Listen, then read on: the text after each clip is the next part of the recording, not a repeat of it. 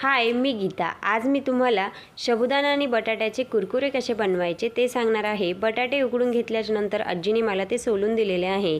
त्यानंतर आपल्याला ते किसून घ्यायचे आहे। किसून झाल्यानंतर या ठिकाणी मी अगोदरच साबुदाणा मिक्सरमध्ये काढून आणि भिजत घालून ठेवलेला होता। पाणी खूप जास्त टाकायचं नाही आपल्याला साबुदाणा भिजवताना। यामध्ये लाल मिरची पावडर, मीठ टाकून साबुदाणा टाकून घ्यायचा आणि छान असं मिक्स करून घ्यायचं। मिक्स करून घेतल्यानंतर आपल्याला ते पाइपिंग बॅगमध्ये भरून घ्यायचं आहे आणि या ठिकाणी आपल्याला ते अशा पद्धतीने त्याचे लांब लांब स्लाइसमध्ये कुरकुरे बनवून घ्यायचे आहे। तर खूप जास्त बारीक किंवा खूप जास्त जाडही बनवायचे नाही, कारण वाळून ते बऱ्यापैकी बारीक होतात। आणि तुम्ही बघू शकता 2 दिवस वाळल्यानंतर मी आता तुम्हाला ते तळून दाखवते।